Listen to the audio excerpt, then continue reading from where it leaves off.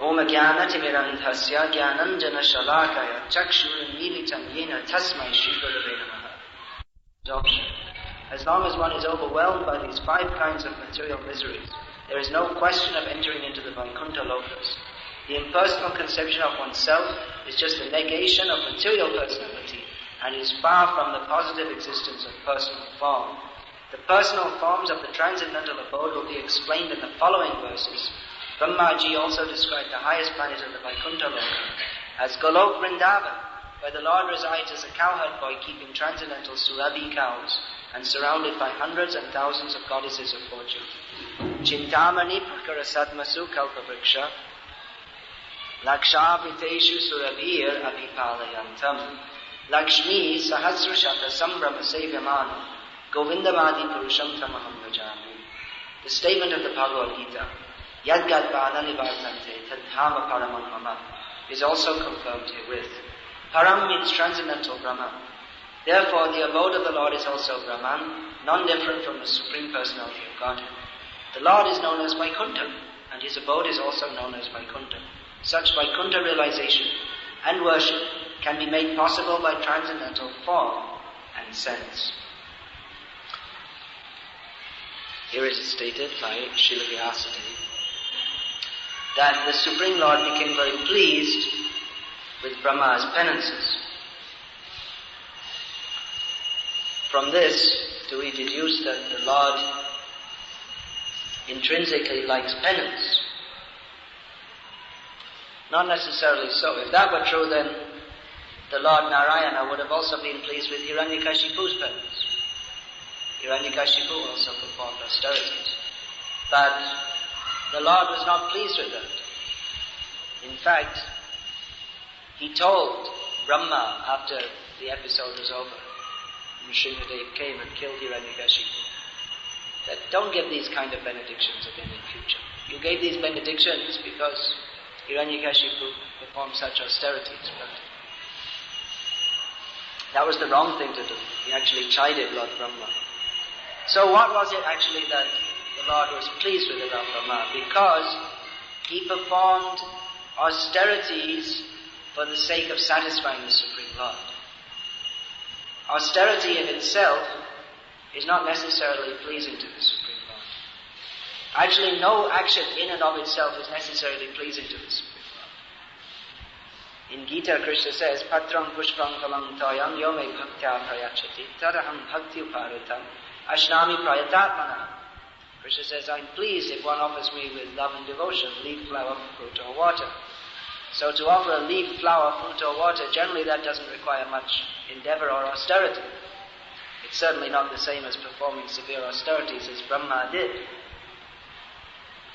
So what is it that is pleasing to the Lord, either in the performance of austerities by Brahma or in the offering of leaf, flower, fruit or water, is the attitude with which it is performed. If it is performed with a genuine desire to please the Lord, he will be satisfied with that. Conversely, even if we offer him leaf, flower, fruit or water or very nice food, then it's not necessarily that the Supreme Lord will become pleased if it's not offered with love and devotion. The famous example is there that Duryodhana invited Krishna to eat. He didn't want to take it. He wasn't interested. Even though Duryodhana could offer so many nice foods, being the king, he wasn't interested. No, I don't like it. So in everything we do, even in chanting Hare Krishna, it's not necessarily that when we chant Hare Krishna that the Lord is pleased. That may seem like a controversial statement. But there's also the statement of Chaitanya Charitamrita, Bahu Janga Kare Jali Shravam Kirtan Tabuta Na Pai Krishna Pade Prendan Anayashe Bhavakoi Krishna Shevan Ek Krishna Name Pai Eto Dhan. Elsewhere in Chaitanya Charitamrita it's stated that very easily by chanting the name of Krishna, one gets free from material existence. One gets the opportunity to serve Krishna. One gets such a wonderful opportunity simply by chanting the name of Krishna. But then again it's stated that one can chant the name of Krishna for many, many lifetimes and not attain love of Krishna. So this appears to be a contradictory statement. It's not contradictory, it's just that the statement that by chanting Hare Krishna one gets love of Krishna needs to be qualified. The qualification is that one has to chant without offenses. If one chants with offenses, then even if one chants for many, many lifetimes, he will not get the love of Krishna, which is the actual result of that chanting. So even chanting, actually chanting without the attitude of serving Krishna is not actually chanting. It may be that the sound is coming, but actually it's not proper chanting.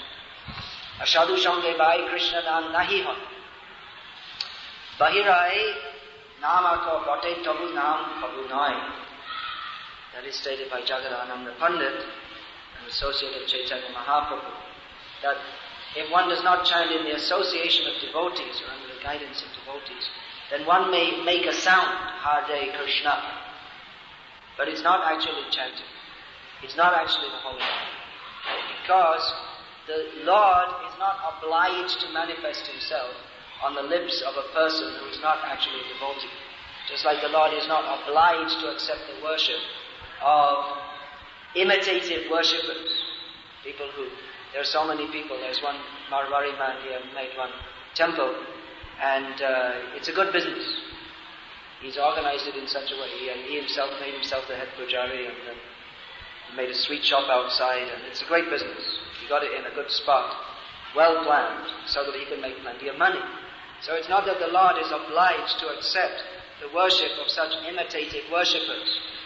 Similarly, there are so many impersonalists who, as they say, put a statue and worship Om Jai Jagadisha Hare with all the gods. But that is not deity worship. That is actually idol worship, because they don't have faith in the Supreme Lord as the Supreme Person. And even though they go through the motions of doing worship, there's no actual bhakti. Actually, their motive is to kill Krishna. Those who say that all the gods are one, or Krishna is simply a manifestation of the impersonal Brahmana. So many mistakes the Mayavadis make. And actually they are offensive to Krishna. It superficially appears to be bhakti, but it's not bhakti at all. Just like Putana, she came with a show of bhakti. Oh, what a nice child. But her aim was to kill the child. So in the same way, many people they may appear to be like sadhus, but actually their motive is not sat, it is asat, it is impure. They may appear to be very saintly, but you see that the result of their so-called saintliness is that people become sinful. They actually fall down from the principles of spiritual life, just like there was one famous impersonalist who said that all the paths lead to the same goal. So it sounds very nice that this is a good process for religious tolerance, you see, and then that means we'll be nice to everybody. Sadhu should be nice to everybody, so you say all the paths lead to the same goal. So he himself, to demonstrate that for some time, although he was born in a Brahmin family, so-called Brahmin family, then he became a Muslim, and he thought, well, now I'm a Muslim, so the way to God in Islam is we should eat beef. So beef eating Brahmin, and then people thought, oh, very saintly, because they're fools. And actually this is all nonsense anyway, that all paths lead to the same goal. And if all paths lead to the same goal, then why the path of bhakti is delineated in Shastra? Bhaktyamam abhijanati. I can be understood only by bhakti. But even this, you see, they take the word bhakti and they change it. Bhakti actually means ahaitukiya pratihataya yatma suprasiddhati. That pure devotion to Krishna, understanding Him to be the Supreme Personality of Godhead without any personal motivation, that is executed continuously without any stop. But they take bhakti to mean just some feeling. Whatever you feel, that is bhakti. Or you can serve the Lord in your own way. No. You have to serve the Lord according to the rules and regulations of Shastra. Just like I was saying, don't dance like this, round and round. So it seems, well, it's very nice. Everyone is very happy. But if Prabhupada came here, he wouldn't be happy because he stopped devotees from doing that. Because you're putting your back to the deity. If you put your back to the deity, that's actually offensive. You may not know, that's why you have to be told. It's actually offensive to do that. The kirtan, just like I'm saying, kirtan means chanting for the Lord's pleasure, not for our pleasure. So, if we're putting our back to the deity, that's actually a sign of disrespect. So, we should know all these things. Of course, there may be no offense if we don't know, but we should learn. Just like some people say, well, it doesn't matter, you see, it doesn't matter, you can just do the puja in any way like this, but there are rules and regulations how to do it, because Krishna is satisfied by doing it in a certain way. You may think, well, I'll do it just how I like, and Krishna has to accept my feeling, but no. Servant means he has to understand what the master wants and do it according to his liking, and that is why Shastra is there, to give us so many rules, what to do in deity worship, because Krishna likes things done in a certain way, and the servant has to adjust himself to the master. Not that, well, I think I'll do it this way. So many times we did the arti like this, now we'll do it like this, just to make a change. Because I feel like it, and then you see Krishna has to accept my bhakti. But that's not bhakti. Krishna is not obliged to accept whatever imaginative thing pops into our head at any moment. We have to understand how to do it according to Krishna's desire. Therefore, one has to learn all these points from Shastra and do what is pleasing to Krishna. This point that Krishna accepts the bhakti, that is true. But that doesn't negate doing things according to the way Krishna wants. People may think, well, it's actually, you see, bhavagrahi janardana. Krishna is known as one who accepts the mood of devotion. So, Murko vadati Vishnaya, Dhiro vadati Vishnave, Upayastu samam punyam, bhavagrahi janardana. That statement is there. That someone who is a fool, they say Vishnaya. Because you would think like that. We say Narayana, Govindaya, Madhusudanaya. So you'd think you would say Vishnaya. Om Vishnaya Namaha. But there's an exception in the grammatical rule. Om Vishnave Namaha, not Vishnaya. So one who doesn't know, he'll say Om Vishnaya Namaha. And someone who does know will say Om Vishnave Namaha. But Krishna accepts the mood of both, if there's devotion. Now that doesn't mean that, well, okay, you can say Vishnaya or Vishnava and it's all the same. One should actually learn how to say it properly. What is the proper way to say it? Because there is a specific and certain way. If someone mispronounces your name, if you don't know, well, okay, child, he doesn't know. But then when he grows up, it doesn't mean he should remain a fool forever. Child means foolish. That's why children are forgiven of mistakes. But they're forgiven, but they should be trained also. In the modern age, there's the idea, well, you don't tell children anything. You just let them grow up. Then they grow up as rascals, untrained. Children have to be trained. This should be done, this should not be done. They should be told. Otherwise, you see, a young child, 5 years old, they have no discrimination. They may walk up to another child and just slap them in the face. They do such things because they're children. They don't know any better. But if you don't train them, they come to 20 years old, they just walk up to someone and slap them in the face. That won't be considered very good. That's very highly antisocial behavior. So they require to be trained in proper behavior. What is the proper thing to do? So, in the same way, although the mood of devotion, that is important, but also we should know how to perform activities so that they will be what is pleasing to in Krishna conscious movement. That means in Kali Yuga, not much austerity is recommended, but some austerity is recommended. Suppose if yam putraka yena satram shudyad yasmad brahma sokyam sonantam. This verse Prabhupada would quote. It's an ongoing principle. It's not that because in Kali Yuga one is not recommended to perform severe austerities, that there should be no austerities. Some austerity is required. That shows the determination of the devotee to serve Krishna. It's not that one should think one can simply have a very easygoing life and this will please Krishna. I'll just do a little mala and then, okay. Little mala, a little eating, a little sleeping, and that's okay, this is bhakti. But bhakti means to perform activities for the pleasure of Krishna. And a real servant, he is considering every moment how Krishna can best be served. In material consciousness, one is always thinking how I can best be served, how I will be most comfortable, how everything will be nice for me. So often in Krishna consciousness, we carry this consciousness into Krishna consciousness. We think that, well, I will do bhakti, but I'll just do it in such a way that's convenient for me.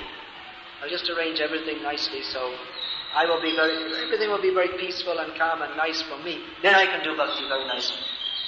First of all, I should arrange all facilities for myself, and then when all the facilities are very nice, then my mind can be calm and peaceful, and then I'll do bhakti.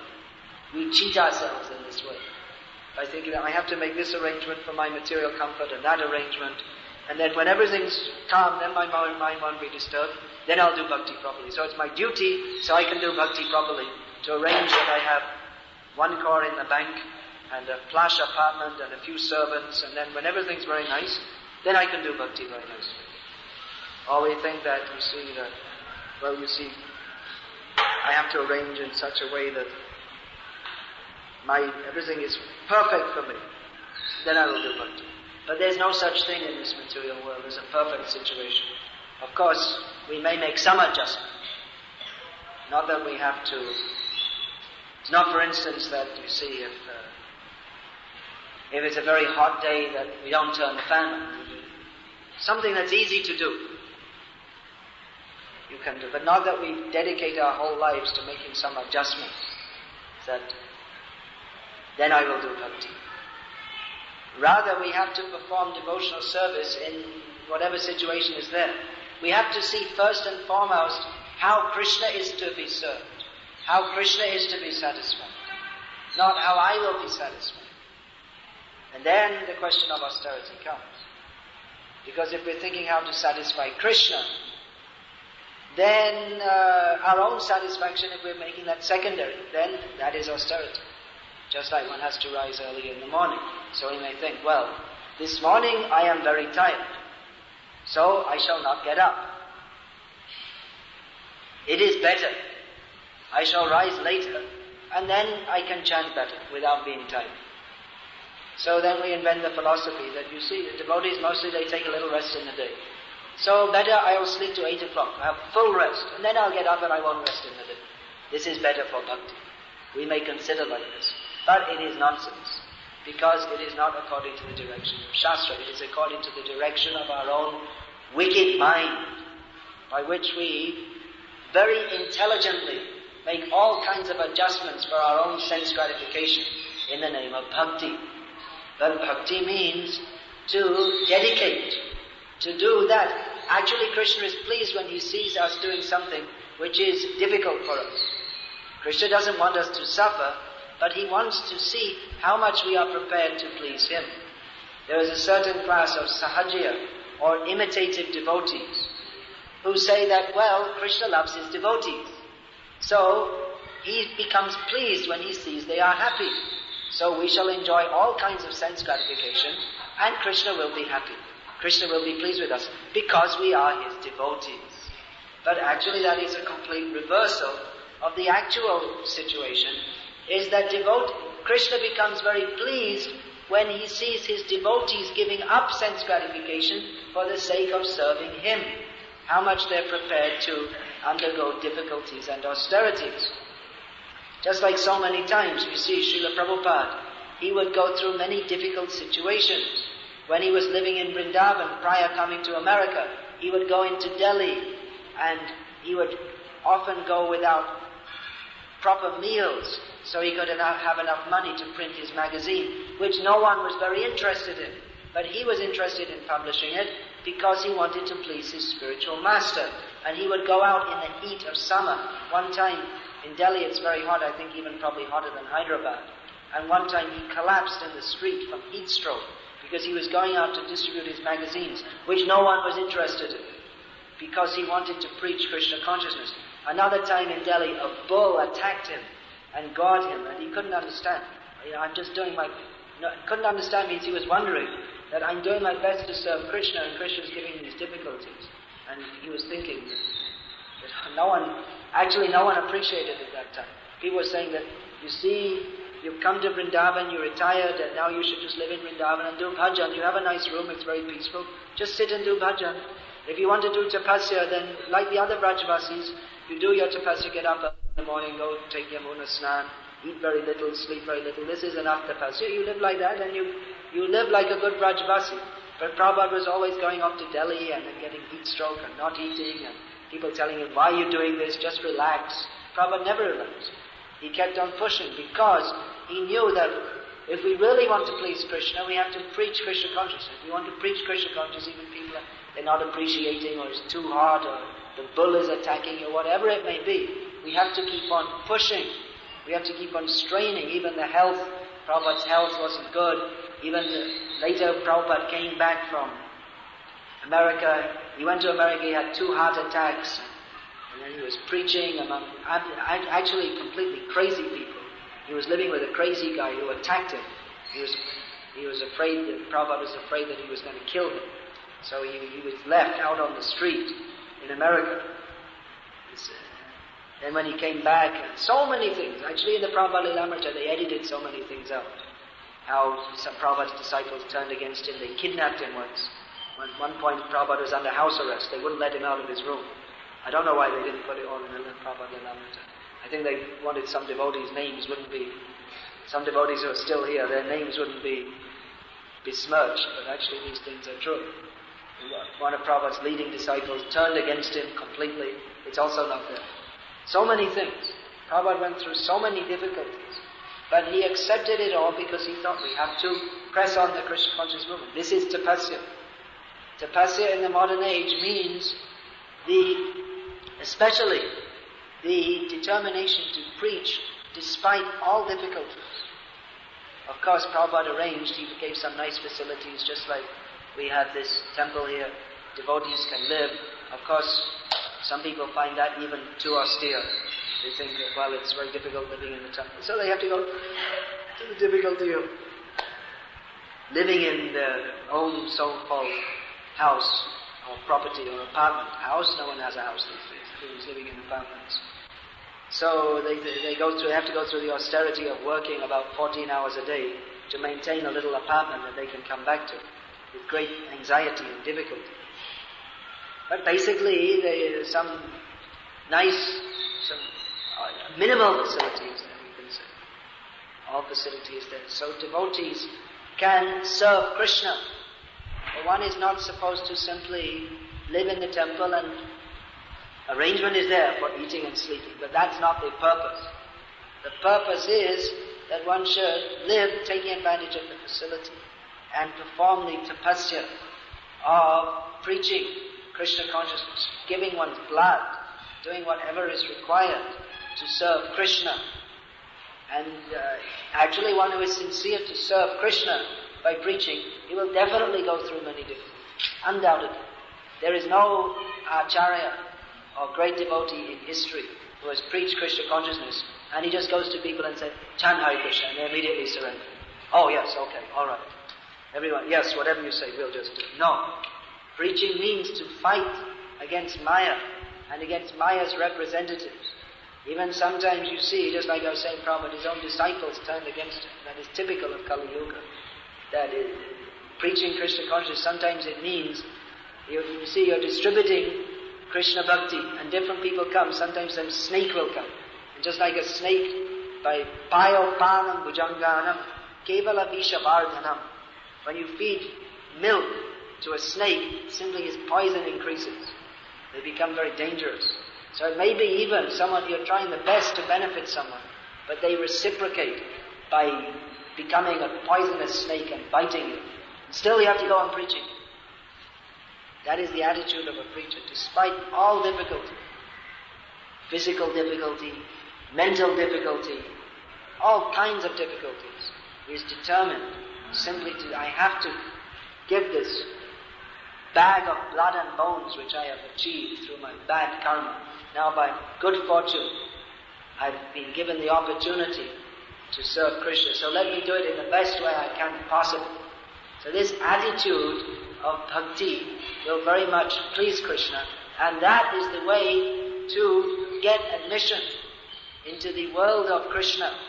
Otherwise one can formally do bhakti, little chanting, Hare Krishna, Hare Krishna, Krishna Krishna. Alright, it's chanting also. But that won't satisfy Krishna as much as the sincere endeavor to serve Him, despite all difficulties. So Prabhupada, as the Acharya, he set the example. He pushed his disciples. Work hard, Krishna. And he himself set the best example. Even in his old age, he was working so hard how to serve Krishna in the best possible manner. So in the modern age, we're not expected to perform its severe austerities, nor is it recommended that we perform very severe austerities or much fasting and all this. But in the Krishna consciousness preaching movement, we have to accept so many difficulties, that fighting with our own minds, fighting with the minds of materialistic people who have an extraordinary repertoire of excuses of why not to become Krishna conscious. They have all kinds of reasons. And Maya will supply them the intelligence. They'll invent one thing after another. Why we should not surrender to Krishna. They're shameless people. Actually, it's recommended best. Prabhupada recommended, give them the books. Let them take Prabhupada's books. That will be the best way for people to come into Krishna consciousness. Let them take these books in which everything is set down clearly. And by the pious activity of taking a book and giving some donation, then that in itself is pious activity. Pious means bhakti unmukhi punya. That piety which is in our preaching. Prabhupada emphasized so many times that we may speak so many things and we may do kirtan and so many things. But the main preaching is distribution of Prabhupada's books, and unless that is there, then everything else is hollow, actually. So I guess if we did this program, there are no books. Prabhupada said the success of a program is measured by how much people take books. So at least we should have books there for them to take. We shouldn't think that we just give a lecture and we come and we take some prasad and then we go.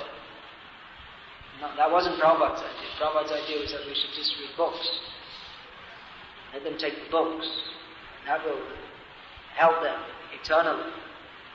Prabhupada even said, you may give a lecture, they'll hear it, they'll forget. But if the book is with them, that's something solid, positive, that will stay. So there are so many difficulties in preaching Krishna consciousness, but we have to take this austerity. If we want to please Krishna quickly, easily, Prabhupada wrote that the easy way to satisfy the personality of Godhead is by preaching. Now, preaching itself is not easy. Of course, it can be easy if we compromise. If we just tell people, yes, you do whatever you like, and yes, you also chant Hare Krishna.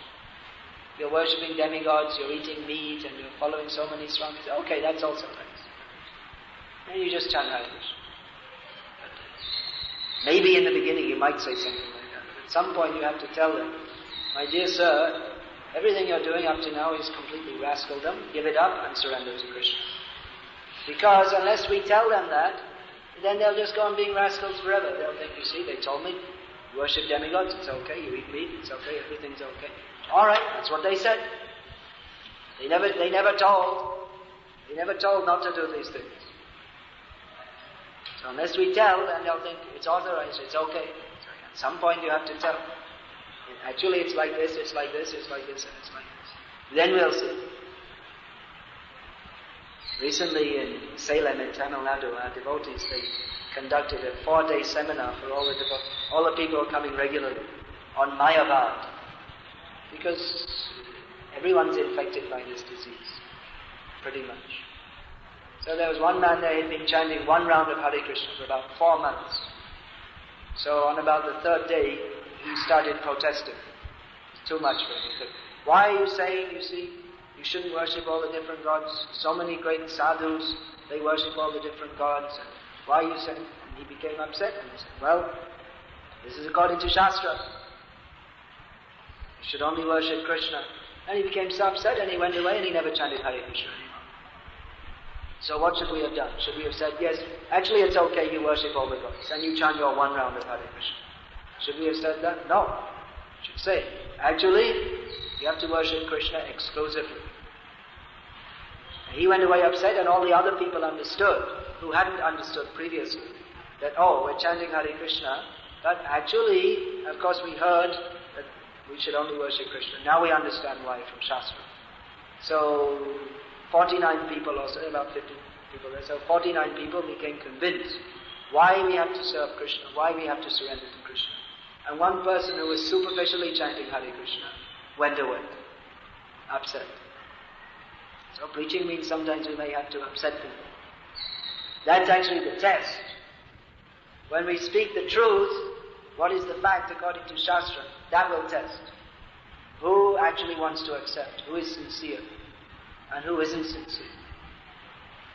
As long as we try to cover the facts with something. Yes, it's okay, just, adjust this and that, and, it says this in Prabhupada's books, but anyway, you just adjust this way and that way and the other way. As long as we go on like that, then many useless people may come and, yes, everything is okay, and we'll be another edition of Mayavadis, and we'll be popular, maybe among a few people. But we won't be popular with Krishna, and we won't make any strong devotees or people who are convinced, ready to give their life for Krishna. We won't make any pure devotees. We ourselves won't be pure devotees. Because we're not saying what Krishna says. We have to say what Krishna says, which is Sarvadhamam Parityajya Mam Ekam Sharanam Vraja. Surrender to me only. This is actually Bhagavad-gita. This is what Krishna came to teach. Krishna didn't come to teach that, well, you just do whatever you like. Arjuna, you want to do what you like? Well, okay. Just do whatever you like. You want to go to sleep on this chariot? Here, I'll make a nice bed for you and family. You don't want to fight? Okay, just sleep peacefully. Let's go away to see, why should we be on a battlefield? It's nasty, it's noisy, it's hot, and apart from that, you can get killed. So, actually, Arjuna, you're right. It's a much better idea. It's a nice area around here, Kurukshetra. You'll just drive away to, I'm a good chariot driver, so we'll drive away to, there's some nice pond. We'll relax under a tree by the side of that. And we can call, you see, I'm God, so we can call some of my servants. And we'll just relax, and some people can come and massage our feet, and they can bring some sherbet. And, actually it was in the winter, so they should bring some herbal tea. And you see, it'll be very nice. And why should we bother with all this fighting, you see? Let someone else do it. So he could have said that, but he said, no. You don't want to fight, you're a rascal. You're a nonsense, you should fight. Why? I want you to. And I'm God, you should do what I say. So he had to go through it. He didn't want to, but he did, and he became famous. He's a great devotee for this. Krishna tested him. Do you want to serve me or you want to serve your senses? I'm with you. Krishna said that you have to go through difficulties. If you'll take the difficulties for me, I'll be with you and I'll protect you. But if you don't want to go through the difficulties, okay, you go find some nice tree 3 miles away from the battle. You can sit under it and chant, but I'm not going to be there. I'm going to be in the battle. That's where Krishna is. Krishna is in the battle. He's with his devotees, those who are taking the difficulty to serve him. So, as Prabhupada mentions here, those who use the word, a person who is sincere in heart, those who are sincere in heart. Can we do something about this?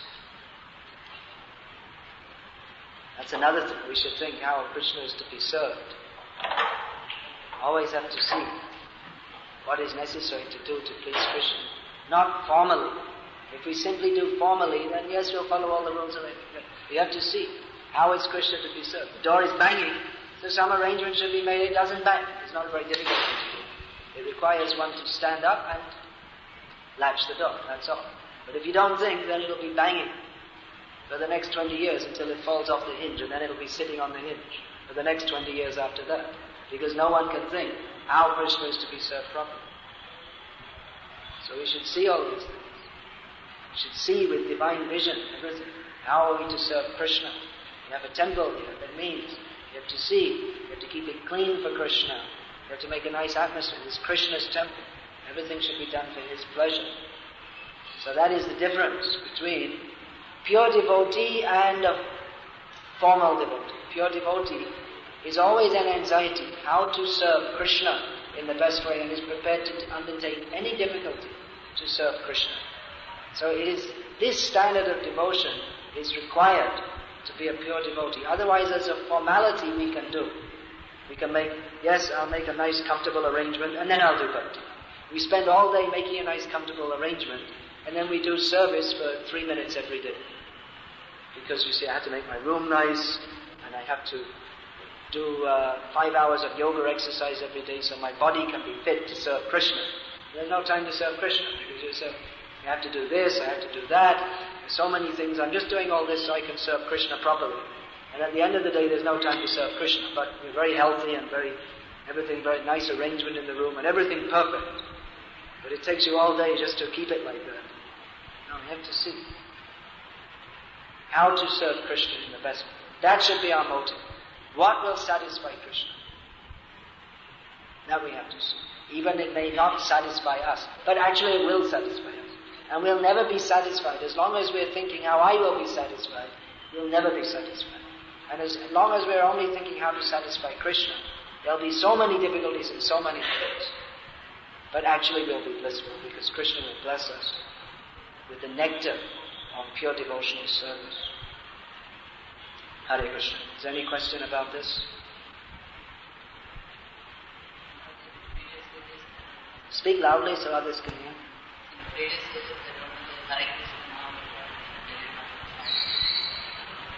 In previous ages, they didn't chant Hare Krishna. They.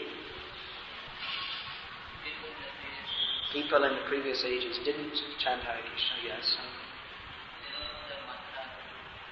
They didn't know the mantra. So what's the question? Generally it wasn't broadcast very loudly. The Mahamantra is eternal. But in previous ages people would chant different mantras. Om Namo Bhagavate Vasudevaya. It's there in Shastra, but it wasn't very broadly broadcast. It's broadly broadcast now. So take advantage.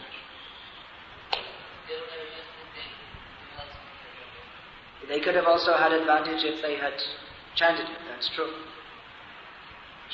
Like you said, somebody is making a mistake. So nowadays, like in the factories, they have unions. Yeah, in the factories they have unions. So did they make the Hare Krishna Brahmachari Ashram union yet? If it comes to that, then close the whole temple down. No use. Brahmachari means Brahmachari Guru Kule Vasam Danto Guru Ritam. He should live as a menial servant. Dasavanacharam Nicho Sudrira Guru Seva. What is that? Sudrira Guru Sokridam.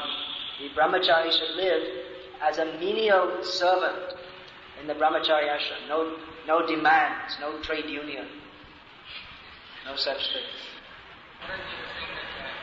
While preaching, somebody says that I'm worshipping all the way because everybody is one, and then you say that we should not say, okay, go on worshipping them, but we still chant one now. That's very wrong. But we have to say that you have to, that's all not correct, only Krishna is 40% and all. If you preach like that, then he may not, in that position, he may not be able to understand it. Like, just the first time we are preaching to him, the first time someone comes, if we tell them that all the gods are not the same, they may not be able to understand. Well, he definitely won't be able to understand if you don't tell him. There's no way he's going to understand unless you tell him. He may not understand if you tell him, but if you don't tell him, he's definitely not going to understand. So there's a better chance he understands if you tell him. There's no chance if you don't tell him. You can ask him to chant Hare Krishna, but actually I see that Prabhupada, he always spoke philosophy to people. He didn't always ask people to chant Hare Krishna when they first came. First he would try and convince them of some of the philosophy, and then you can give them Prabhupada's books also. Otherwise, you see, if you don't preach, then what's the use? What's the point? If you think, well, he's not going to understand, so I won't preach. You have to wait for someone who can understand. You have to wait for someone who is like a pure devotee in their last life to come. And then they also won't be preaching to because they already understand. So who are you going to preach to? Afterwards, he'll become sufficiently familiar. When? At which point? Someone has to tell him at some point. Anyway, you don't preach like this because you yourself are not convinced. It's better you don't. First you become convinced yourself. You can tell him you do whatever you like, follow all the different paths, everything is all one, and then they'll be happy.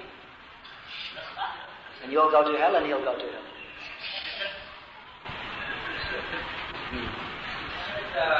Prabhupada is writing that if the demigods are served in connection to Krishna, not independently, then that is not against the principles. It's not against the principles of Bhakti. So, okay, and so if someone considers the practical position of the demigods in relation to Krishna, if they do, it's a big if. Yes. Mostly people don't. Mostly they consider as a separate God. Generally, as we see how Prabhupada practically preached, he always preached that you only worship Krishna. All our acharyas have done like this. And then, after someone's understood that, then if they go to, just like we go to a demigod temple, we bow down, we offer, we don't make any big arrangement for puja. But unless, as Prabhupada said, that unless we preach very strongly against this worship of different demigods, then people are never going to understand. If you say, yes, you go on with the worship and you just think they're servants of Krishna. Actually, because they're stuck in that way of thinking, they're never going to understand. They're going to go on thinking, yes, this is okay, that's okay, it's all the same, it's all okay. So better they stop their demigod worship. Even sometimes, recently someone told me, I saw the initiated devotee and they had on their altar Ganesh deity. So he said, what are you doing? This is not Bhagavan. He said, well, we've been worshipping in our family for 300 years. So he said, well, when are you going to stop? You're going to go on forever, then you'll never go back to Godhead. Maybe 300 years, 3,000 years, there's maybe millions of lifetimes, but at some point, you have to focus only on Krishna. So I took that deity like that. I made some arrangement whereby we stopped worshipping that deity. We only worship Krishna. Chaitanya Mangalam, when I was reading the preface, he has glorified God, that is very elaborately. I was amazed to read that. It may be. He is seeing as a devotee. Not in Chaitanya Charitamrita, actually, which is more authoritative. Chaitanya Mangal, from the point of view of philosophy, is not considered pramanic in the same way that Chaitanya Charitamrita is. It may be. Even Krishna himself praises the demigods. But that doesn't mean that we should do, that we should make it part of our liturgy. You see, what is our liturgy is to chant Hare Krishna Mahamantra, offer prayers to Krishna. He was telling him, now you should stop. And he won't stop. He wouldn't give it up. The same old thing, well, I've been worshipping all my life, how can I stop? I do, with something just like some old women, they've been worshipping for the last 60 years or something. So I tell you, keep a separate altar. You can work, but you should understand that these demigods, they are servants of Krishna only. If you're so much attached, you can do on a separate altar, with the understanding that Krishna is supreme. Or sometimes in a family, one member of the family is Krishna conscious, others aren't, like that. So, but you should keep a separate altar. It's not in our Gauriya Vaishnava line, or in any Vaishnava line, to keep Krishna on the same altar with demigods.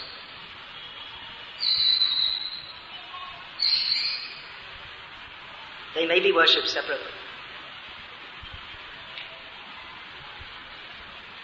But that also, incidentally. Not that we do elaborate pujas or any such thing.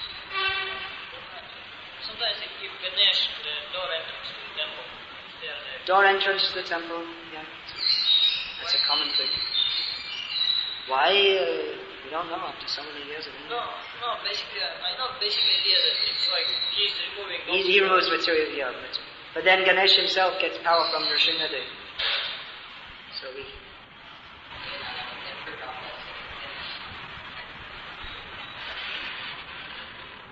we don't generally... Prabhupada, he never... It's there, and if you see even the traditional temples in Vrindavan, they also have it. But our recent acharyas, they haven't recommended it. Okay, we'll finish then. Hare Krishna. Srimad Bhagavatam ki jai. His Divine Grace, Srila Prabhupada ki